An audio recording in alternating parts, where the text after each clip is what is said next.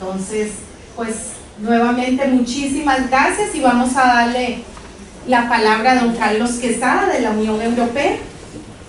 Gracias, doña Laura, y buenos días, bienvenidos, bienvenidas. Para la Unión Europea es un gusto tenerlos acá esta mañana en un ciclo más, bueno, una charla más del ciclo Entre Letras y Estrellas, que como bien lo dijo doña Laura, ha sido un trabajo que hemos venido trabajando, valga la redundancia, año con año y tratando de que vaya creciendo para que se convierta en un escenario de la cultura europea en el país. Agradecemos por lo tanto también muchísimo a doña Francesca. Doña Francesca ha sido una aliada de los eventos que hace la Unión Europea en el país y la verdad, y como mensaje también de nuestro embajador, doña Francesca está por ahí, yo creo, ¿verdad? Muchísimas gracias, públicamente se lo queremos hacer el agradecimiento, igual que don Carlos, por siempre estar presentes, ayudando a difundir la cultura italiana en el caso de ustedes. Muchísimas gracias, esperamos que disfruten el evento y también invitarlos a que se unan a nuestras redes. Ahí pueden ver una programación todavía que nos falta por terminar del mes de mayo y mes de junio de actividades culturales y recreativas de Unión Europea en Costa Rica. Muchísimas gracias. Muchas gracias. Buenos días y bienvenidos. ¿Estoy bien aquí en esta? Gracias por venir a compartir con nosotros y a descubrir un poco más de ese personaje que históricamente es conocido universalmente en todo el mundo, ¿verdad? Que es Leonardo da Vinci. Yo no sé, hablo sobre todo con los chicos, si saben un poquito, ¿verdad?, de quién era Leonardo o qué piensan cuando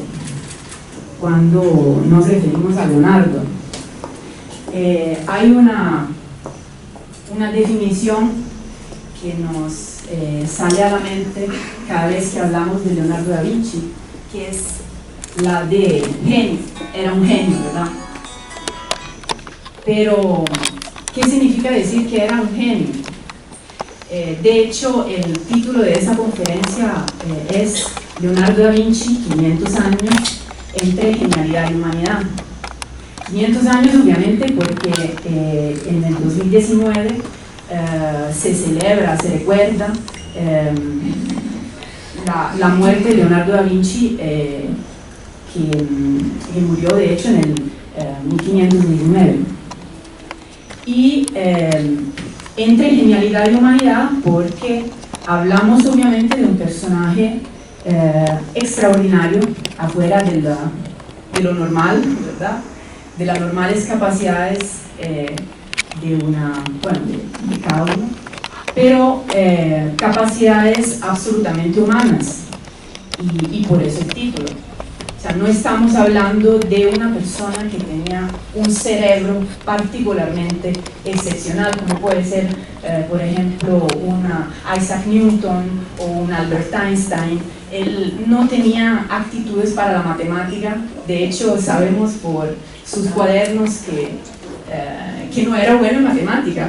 Y están llenos de cálculos, por ejemplo, mal hechos, ¿verdad? No tenía actitud por el latín, que en esa época era una herramienta fundamental por un personaje de letras, ¿verdad?, por un hombre instruido, por un intelectual. De hecho, era un chico muy normal, una persona muy normal, pero con una curiosidad afuera de lo normal. O sea, una persona que siempre, desde chiquitito, trató de descubrir cómo funcionan las cosas. Y si las puedo ver por dentro, mejor. O sea, más adentro yo pueda ir a una cosa y mejor la conozco y mejor tengo capacidad sobre esta cosa, ¿verdad? Sea orgánica, inorgánica, no importa. Él estaba interesado en cada aspecto de la realidad, ¿verdad? Este dibujo, que es un dibujo de Leonardo, obviamente se llama Hombre de Vitruvio, o así, bueno, lo llamaron los que lo descubrieron, ¿verdad? Después de muchos años, este dibujo se había perdido y cuando se volvió a reencontrar fue objeto de estudio, todavía es objeto de estudio, pero me interesa particularmente como para empezar el discurso sobre Leonardo porque representa la síntesis entre ciencia y arte, que es precisamente lo que representa Leonardo. Leonardo representa la fusión entre ciencia y arte y tecnología y filosofía. Era un hombre absolutamente universal. De hecho, definir Leonardo da Vinci es muy difícil porque tenemos cualquier cantidad de definiciones. Podemos decir que era un inventor, que era un pintor, que era un artista, que era un filósofo, que era un pensador, que era un científico, hasta autor de chistes, de obras teatrales. Era un personaje absolutamente particular y universal, diríamos nosotros. Y como personaje de este tipo es representativo del hombre renacentista, ¿verdad? Leonardo vive en esa época tan particular que es el Renacimiento, que es la puerta de la modernidad, la puerta hacia la modernidad. Es un periodo histórico, digamos, que se sitúa, por así decirlo, entre el siglo XIV y el siglo XVI, aunque cuando se trata de definir periodos históricos es siempre muy complicado porque no se puede cortar con un hacha, ¿verdad? O con una tijera, es decir, eso empieza aquí, eso termina aquí. Es un proceso, la historia es un proceso. Y entonces, bueno, para ubicarnos un poco, vamos diciendo que estamos en el entre los siglos XIV y XVI, ¿verdad? Y en esa época histórica el arte, la ciencia es no digo de dominio público, porque los que estudian, los que tienen acceso a la cultura son siempre poquitos. La cultura no es para el pueblo, es para las personas que se pueden permitir el tiempo y el dinero de estudiar, ¿verdad? Pero es una época en la que las personas redescubren la cultura y el ser humano se descubre como dueño de la naturaleza, como medida de todas las cosas.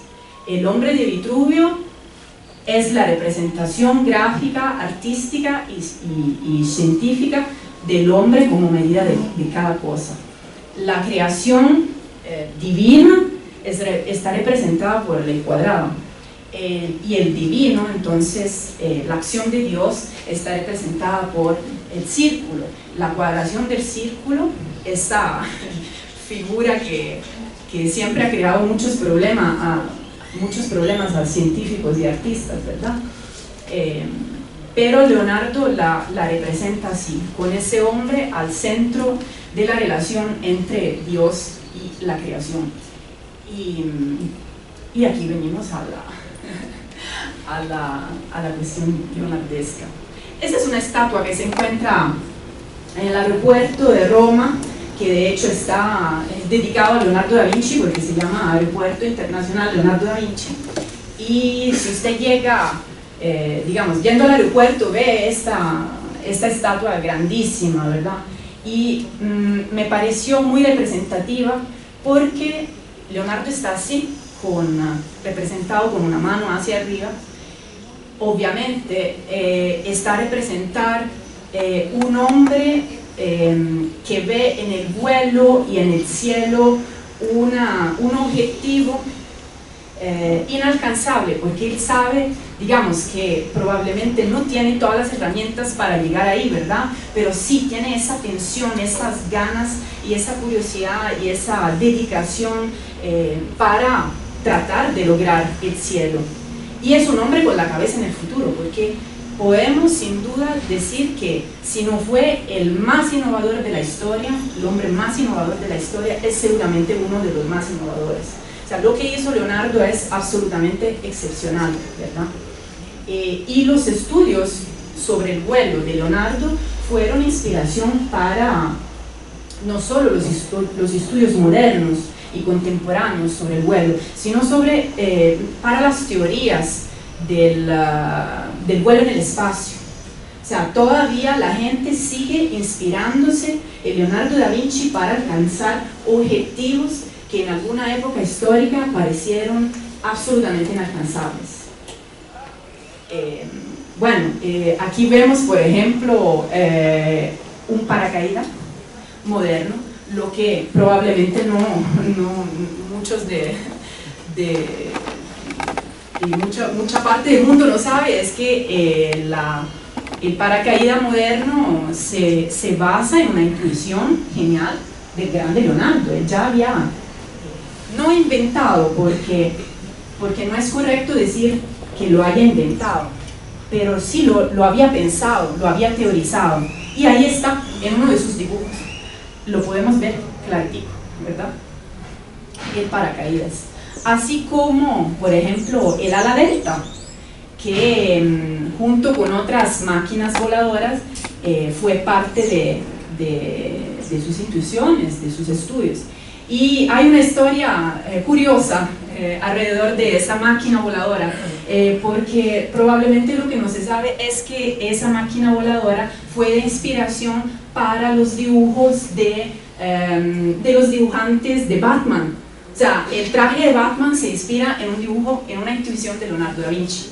Así que el señor era absolutamente visionario, ¿verdad? O sea, pensar que una persona que haya vivido hace 5 siglos, o sea, es una cantidad muy grande de tiempo, ¿verdad? O sea, y todavía seguimos inspirándonos por arte, por cómics, por ciencia, filosofía, en cualquier aspecto de la cultura universal, ¿verdad? Porque no podemos decir que Leonardo es solo un patrimonio italiano, que por cierto, somos muy orgullosos de poder decir que es parte de nuestra cultura, pero es parte de la cultura universal y mundial, es un patrimonio mundial. Así como, por ejemplo, el traje de buceo. Cuando usted ve un buceador,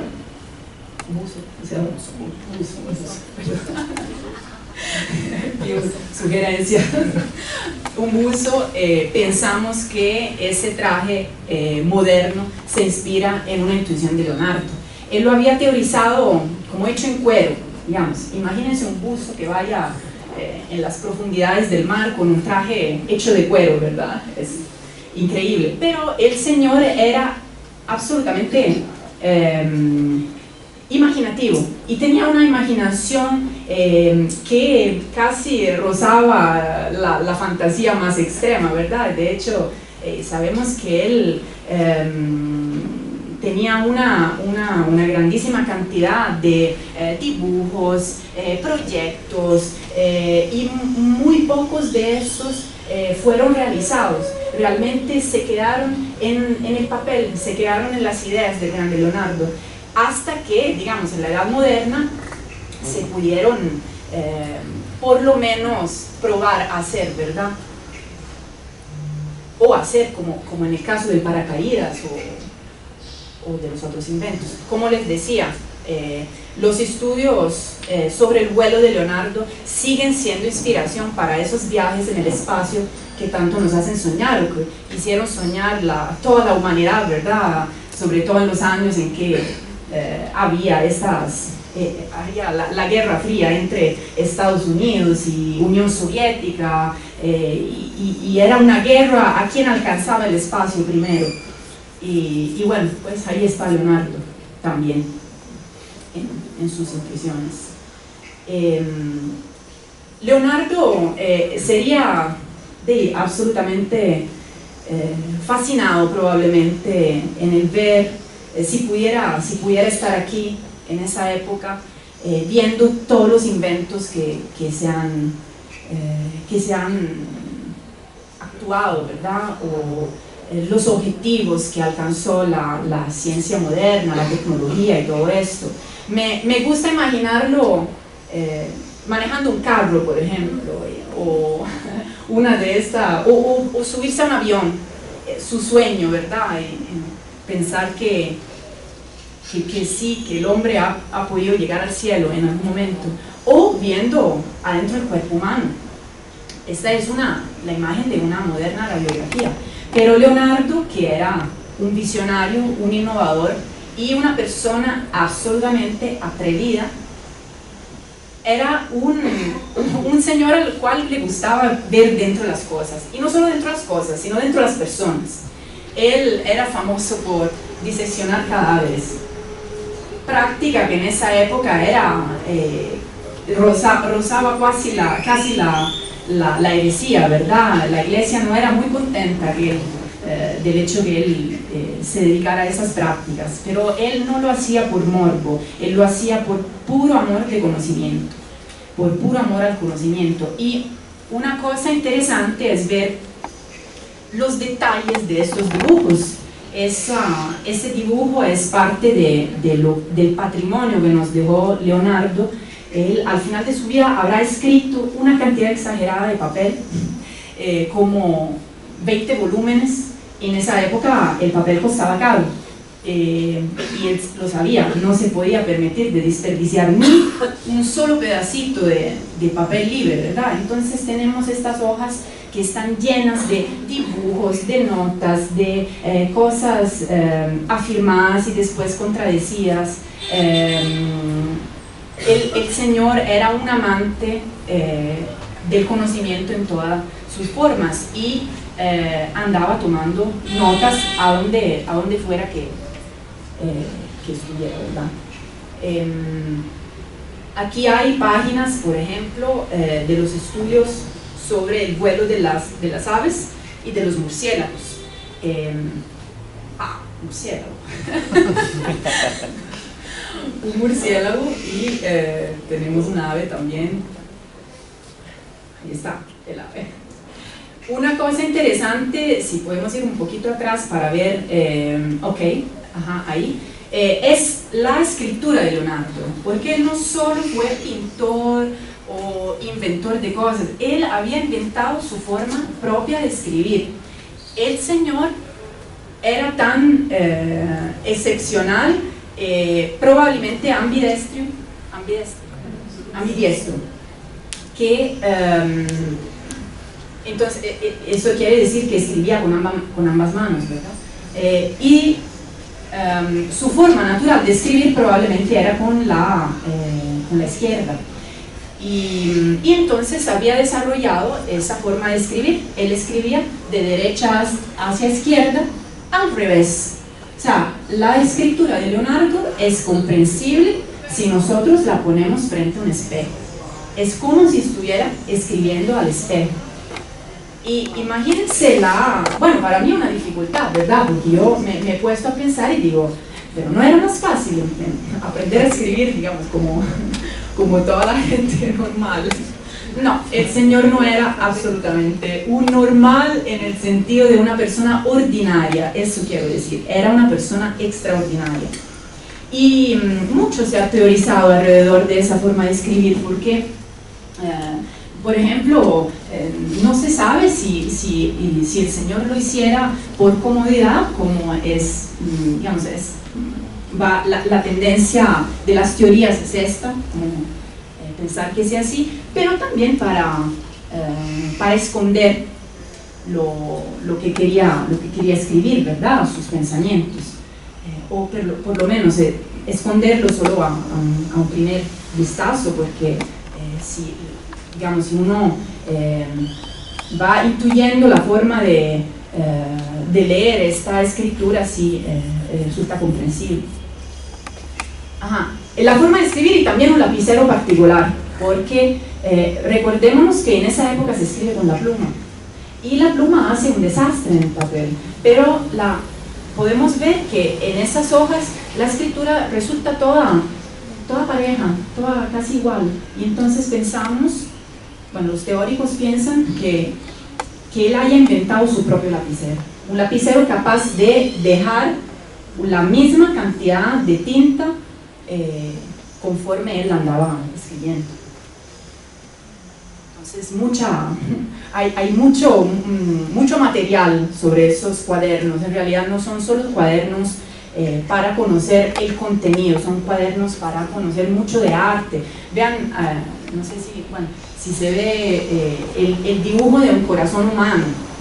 Yo me imagino el Señor con, no sé, estos muertos dedicados al patrimonio científico, ¿verdad?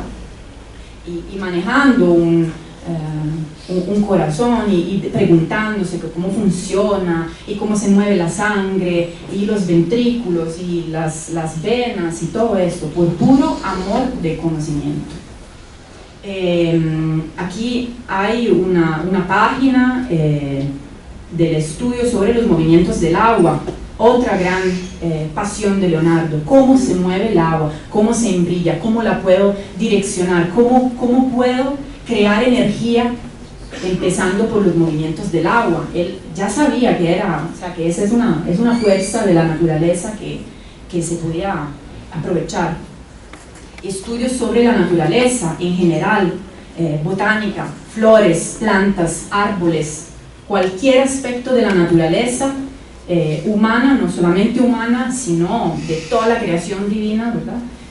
Lo interesaba. Era una persona movida por una curiosidad absolutamente afuera de lo normal.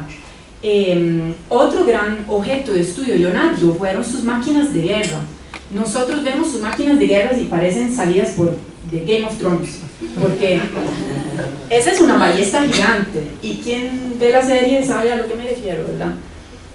Aquí podemos ver una persona que está armando una ballesta gigante, y el señor en algún momento tuvo la intuición de poder poner a servicio de los grandes señores de la guerra, o sea, los que necesitaban las armas y los instrumentos de defensa, para desahogar toda su fantasía, ¿verdad? Y bueno, aquí hay un tanque, ese es el prototipo de un tanque. No era un invento propiamente de Leonardo, porque sabemos que el tanque de guerra fue teorizado por los babiloneses, entonces estamos hablando ya totalmente de otra época histórica. Pero él, cómo lo había teorizado Leonardo, sí era excepcional. Veremos esto más adelante. Entonces, aquí empezamos con algunos datos biográficos de Leonardo. Leonardo nace en el 1452 en un pequeño pueblo de la Toscana, que es una región de Italia. Si estamos aquí, en esa parte de Italia, Toscana, cerca de la ciudad de Florencia.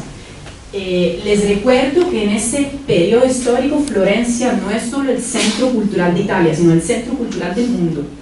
Ahí se desarrolla el Renacimiento y es una increíble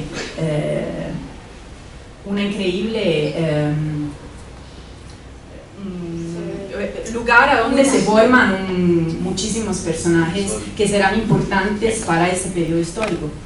Leonardo tiene un nacimiento particular. Yo he puesto título a esta sección como El nacimiento de un niño como muchos, para recalcar otra vez el hecho que Leonardo no era una persona excepcional, sino que era una persona como podría ser cada uno de nosotros, ¿verdad?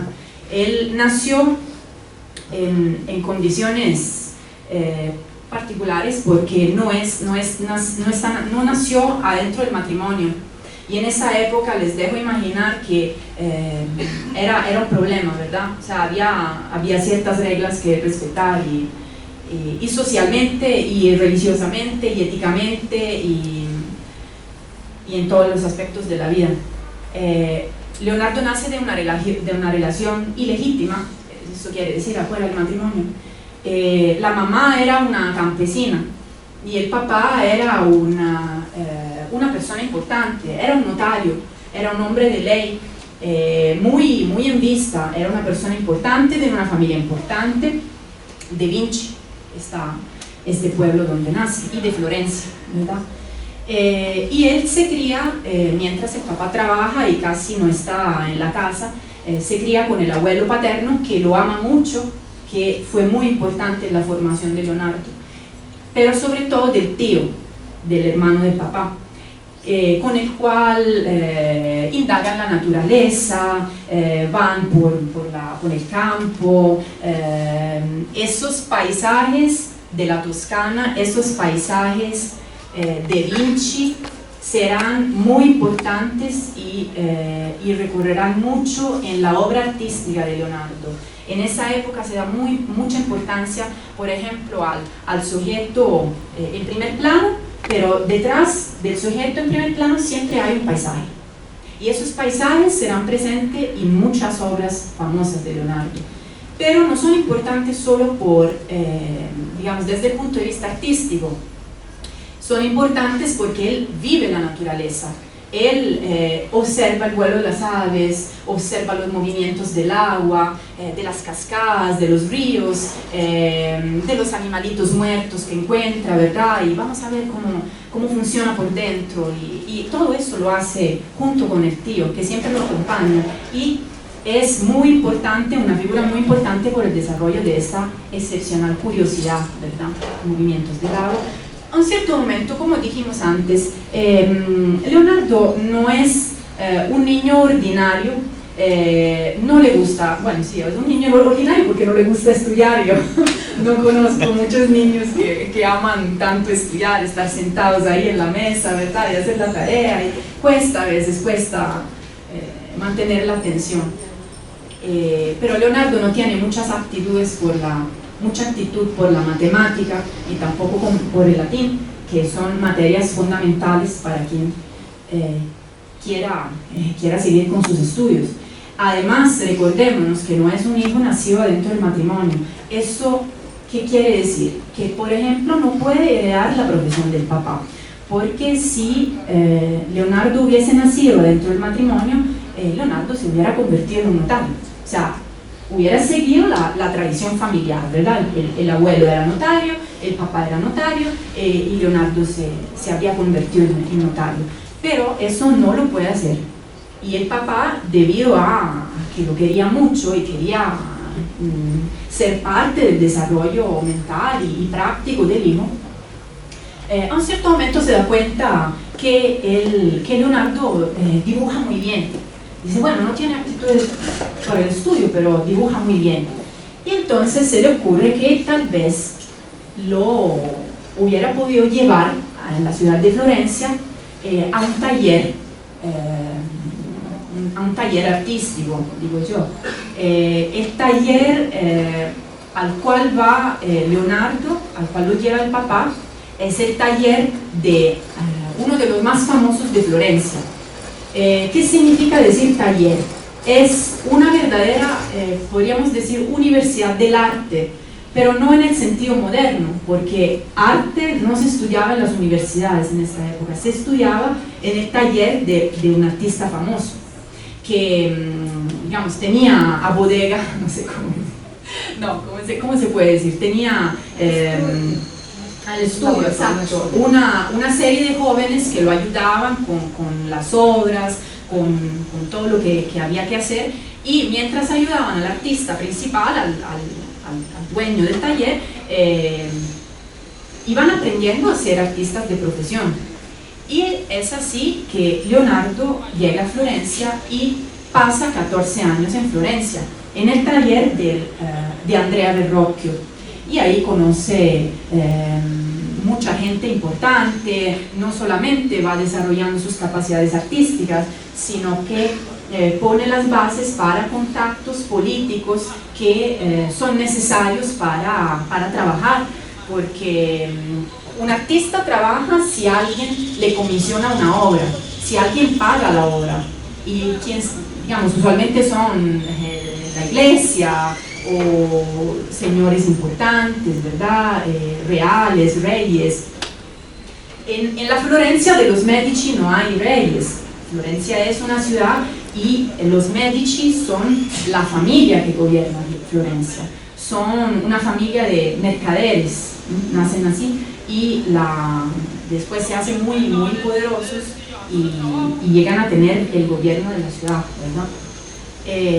Entonces, y Lorenzo de Medici, probablemente el representante más famoso de esta familia, era un amante del arte, era un gran amante del arte y comisionaba una gran cantidad de obras de arte. Bueno, el bautismo de Cristo de Andrea Verrocchio. Andrea Verrocchio, recordemos que es el maestro de Leonardo, ¿verdad? En un cierto momento él dice, bueno, era usual que los discípulos ayudaran al maestro a terminar una obra o hicieran pintaran algunas partes, ¿verdad?, de la obra que se estaba terminando, y esa obra, que es de Andrea Verrocchio, destaca por un particular, que es ese ángel que fue pintado por Leonardo. La leyenda dice que Andrea Verrocchio, viendo este ángel pintado por Leonardo, no quiso más volver a pintar. Dice, no, ya aquí el discípulo superó al maestro, ya no tengo más que hacer nada, porque no vuelvo a pintar más. Es mentira, obviamente él continuó con su trabajo, pero es para darnos una idea de las capacidades que ya Leonardo tenía a sus 20 años. Y en todo esto, él sigue estudiando anatomía, anatomía no en ese periodo no, pero sigue estudiando hidráulica, los movimientos del agua, entonces la botánica, la óptica, que para un artista es fundamental. Y así. Hay una historia también curiosa, porque para volver al discurso sobre las notas que tomaba Leonardo, ¿verdad? Él siempre andaba con su cuadernito y cada cosa la apuntaba, cada cosa la anotaba, cada cosa le llamaba la atención. Y está él en un juicio por conjura, ¿verdad? Entonces están ahorcando un hombre, y en estos cuadernos de Leonardo en algún momento aparece el dibujo del juicio, el dibujo del hombre ahorcado. Hasta en los detalles, él escribió que cómo andaba vestido, los materiales de las prendas y todo lo demás. Era un observador increíble. Entonces, destaca por curiosidad, por observación, por amor al conocimiento. Esas son las características realmente geniales de Leonardo. Una genialidad que sí se puede educar, porque no estamos hablando, repito, de un cerebro afuera de lo normal, con un cociente intelectual muy alto. Estamos hablando de una persona que no tenía actitudes para el estudio, pero que sí era muy curioso y quería aprender. Entonces, y quería desarrollar sus capacidades. Él practicaba hasta que una cosa no le saliera bien. Bueno, muchas de las obras de Leonardo quedan incumplidas, ¿verdad? Incompletas, perdón. Porque él trabajaba muchísimas cosas al mismo tiempo y tenía una visión, pero eso no se puede hacer, bueno, la dejo así. Entonces, la obra de Leonardo es monumental si consideramos que espacia por todo lado, desde la filosofía, a las obras de arte, a los inventos, a todo, ¿verdad? Pero sí, mucha parte queda incompleta, lastimosamente. Ese es el primer dibujo famoso de Leonardo como artista profesional, es el dibujo de un paisaje.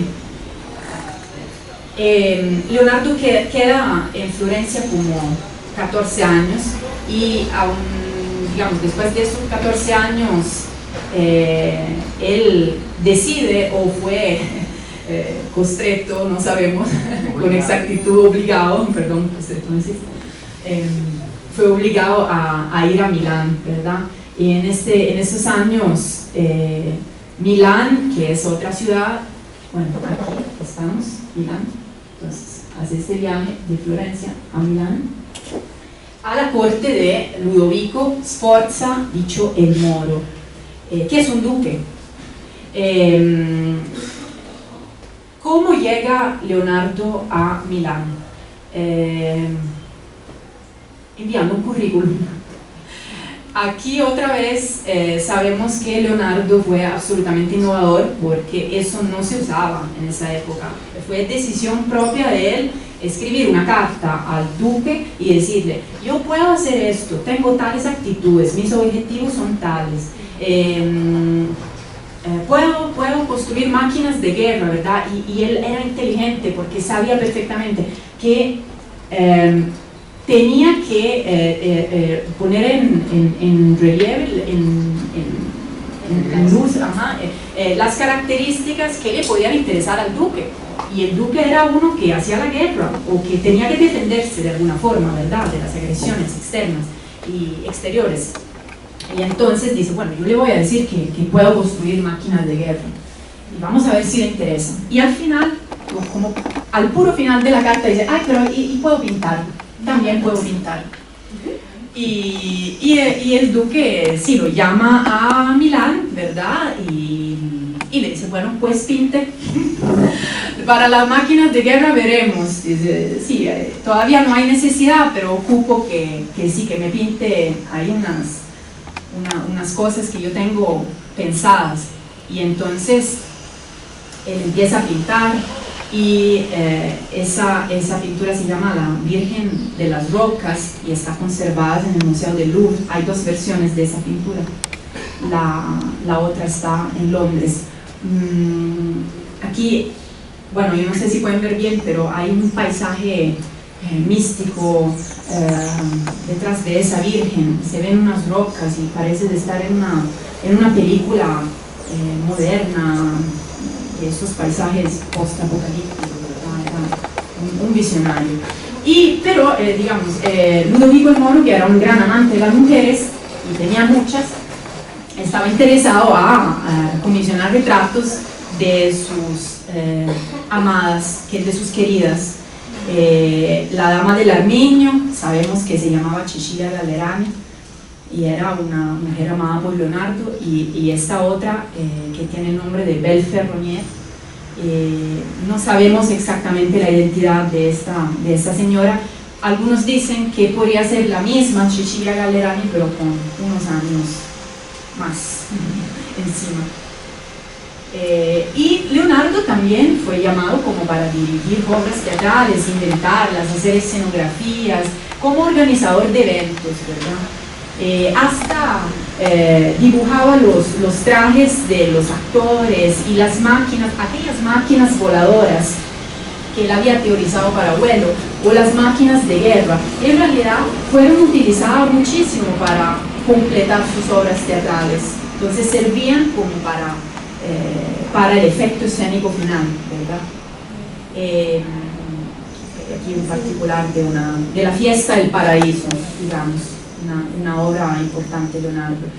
Y por fin, aquellas máquinas de guerra, aquí vemos otra vez el tanque, o ese es un prototipo de una ametralladora. O sea, está pensada esa máquina como para disparar un gran número de cañones, de balas al mismo tiempo.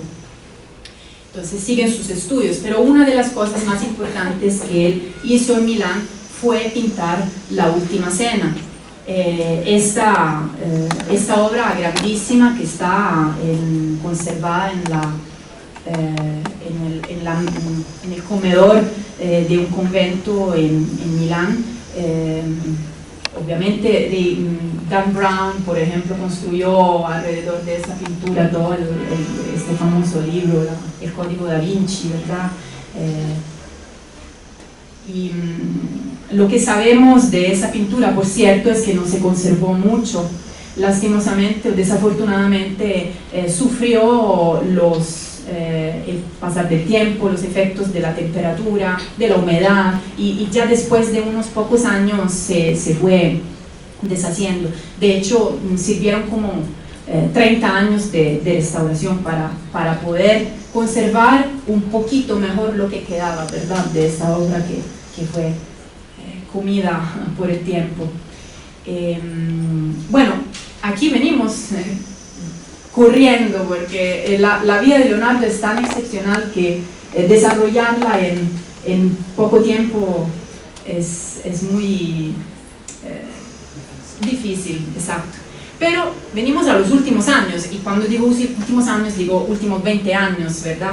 En estos últimos, en la última parte de su vida, mejor dicho, él viaja de Milán a Florencia, vuelve a Florencia, va a Venecia, va a Roma, va a Francia, donde después encontrará la muerte, ¿verdad? Morirá en el 1519. Sigue sus estudios de anatomía, a ver lo que hay adentro del cuerpo humano. Sigue, aquí vemos un esqueleto, yo me imagino a este señor, ¿verdad? Diseccionando una persona, porque en esa época para nosotros es muy fácil, uno va al doctor o a hacerse una radiografía y ya le aparece todo como está hecho por dentro, pero en esa época no. Máquinas voladoras, todavía sigue con los estudios del vuelo, estudios de óptica y de hidráulica. Entonces él nunca abandona sus pasiones, él trabaja en ciertas obras y en ciertas cosas, pero sigue estudiando todo lo que le interesa, ¿verdad? Y así es como nos aparece Leonardo en los últimos años de su vida. Esta supuestamente es un autorretrato, y es un autorretrato muy, muy famoso. Cuando nos imaginamos Leonardo, lo imaginamos así. Sabemos que Leonardo era un amante de la estética, un amante del bien vestir. Él estaba siempre todo vestido perfectamente, y muchas veces los otros artistas lo vacilaban porque tal vez eran como más bohemios, digo yo, ¿verdad? Y Leonardo era siempre todo vestido perfectamente y se comportaba según las reglas sociales. De los últimos años de Leonardo, obviamente destaca una obra de arte que es probablemente la más famosa del mundo, y que es un proyecto inmortal. Es un proyecto inmortal por dos razones. La primera, porque es famoso alrededor del mundo y en cada época, y porque nunca lo completó realmente. Sabemos que Leonardo termina su vida y todavía seguía trabajando en la Gioconda o la Mona Lisa. ¿Por qué tan famosa? En realidad, cuando uno va a verla, de ahora estoy diciendo una heresía probablemente, pero un poquito queda decepcionado, porque es una pintura chiquitita. Uno se imagina una cosa grande, ¿verdad? En su mente se imagina la grandeza de esta obra y dice, bueno, tiene que ser tan grande como me la imagino yo. Y no, es muy pequeña, pero está conservada bajo vidrio en una sala totalmente dedicada.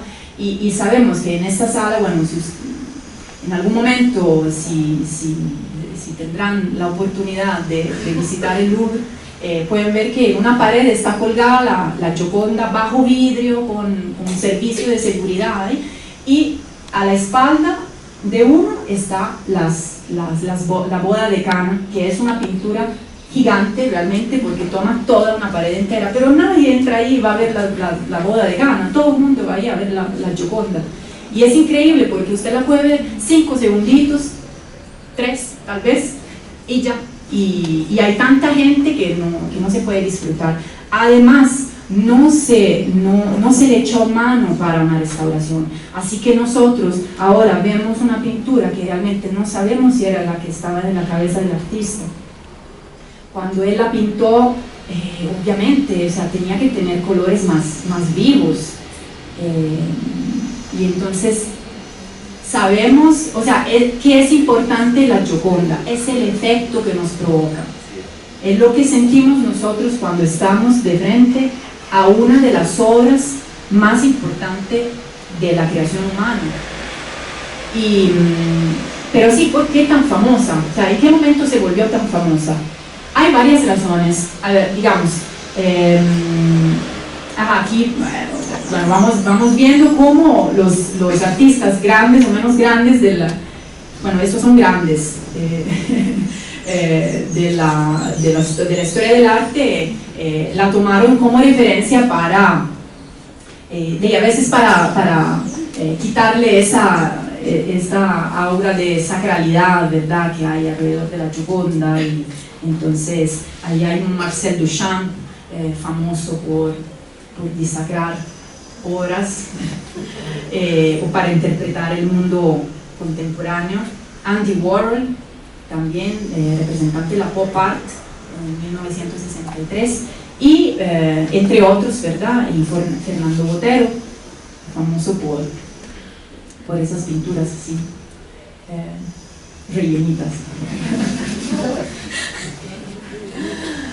Y bueno, aquí tenemos toda la tradición de nuestro siglo, de nuestra década, que es la de los memes.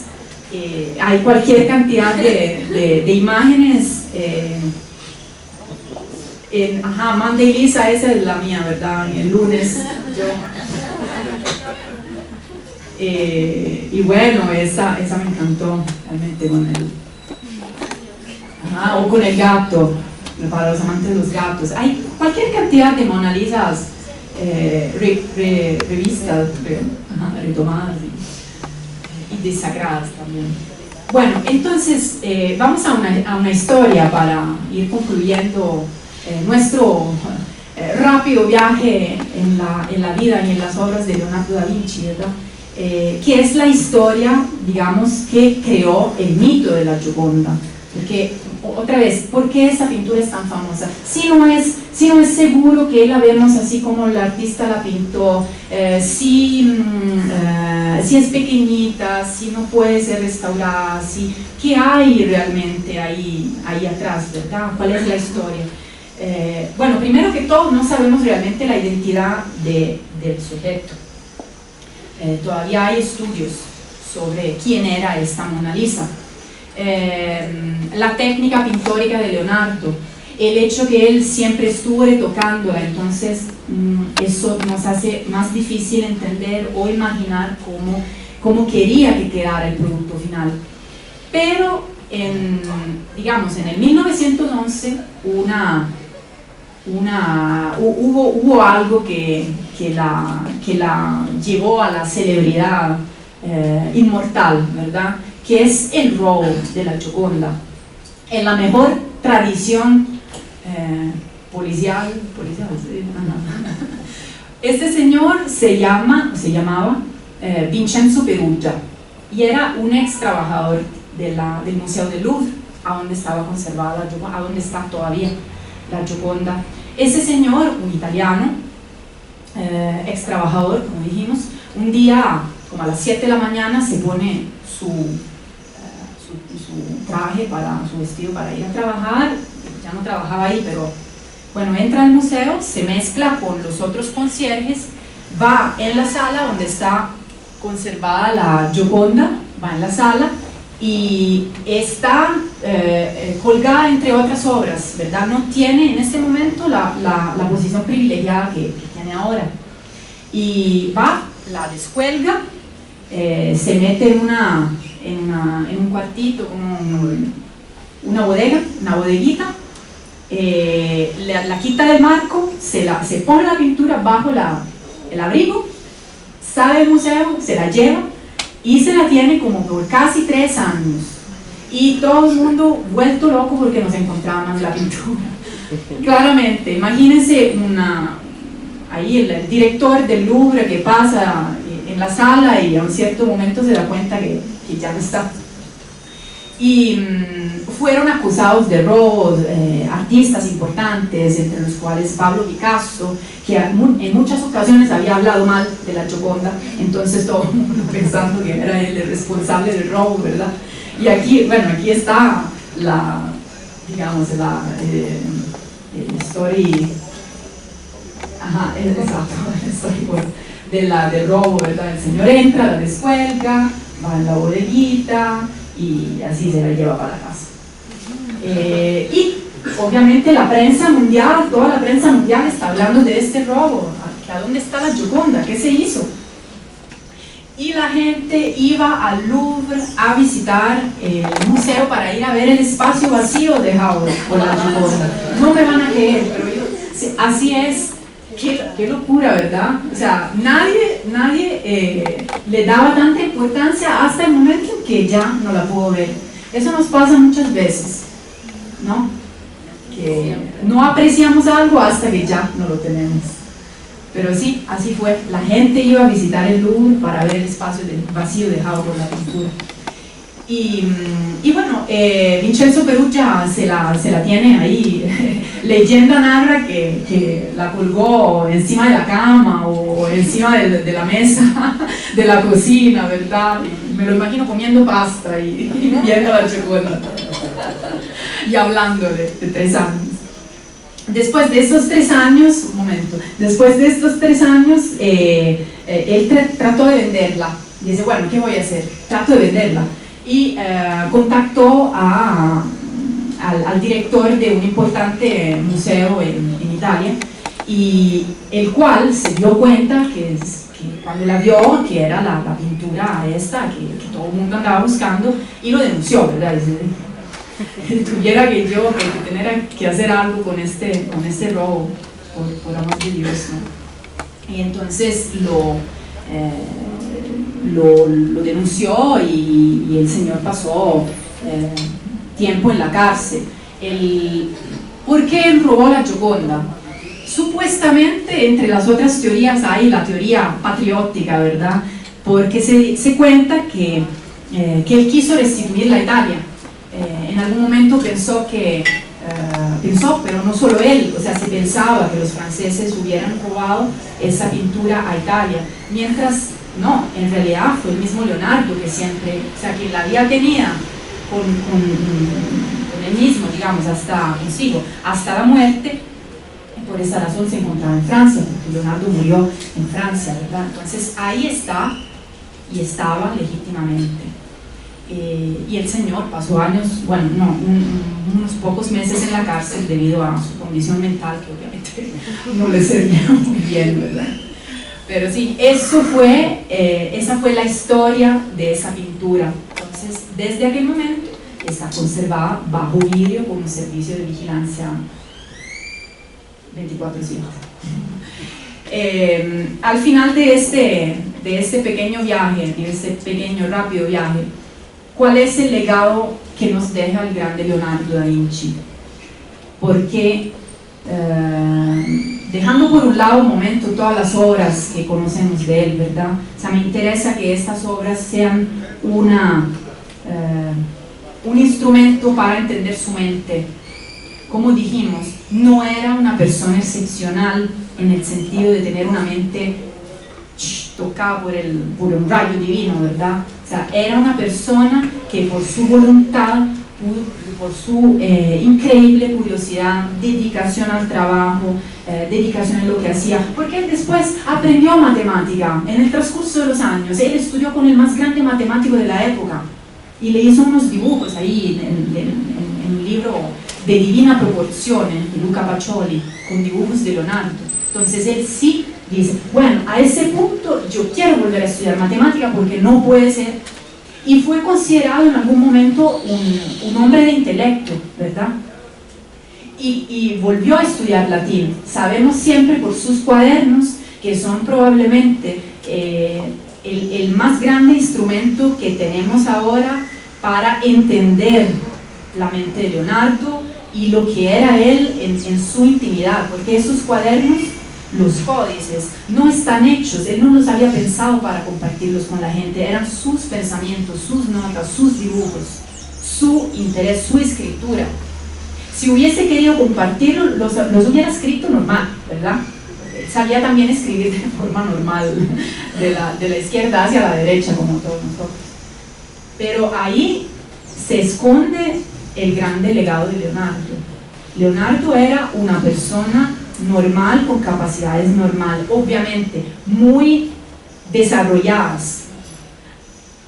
Hay que esconder el celular y sacar los libros para alcanzar un tipo de conocimiento de este tipo. Obviamente estamos hablando de otras épocas históricas, ¿verdad? O sea, pero es el amor al conocimiento, y la educación tiene una grande responsabilidad en general en nuestras generaciones jóvenes, personas interesadas. O sea, apaguen el celular, saquen libros o utilicen tablet para leer libros, ¿verdad? Soporte tecnológico, pero sí háganlo, porque no hay otra forma. O sea, ahora vivimos en un mundo tan estresado, acelerado, con falta de atención, ¿verdad? Pero sí es importante que la educación pueda, digamos, sembrar semillas de humana genialidad en algún lado, ¿verdad? Porque sí se puede. Y entonces esto para mí es el legado más grande que nos deja Leonardo da Vinci. Gracias. No.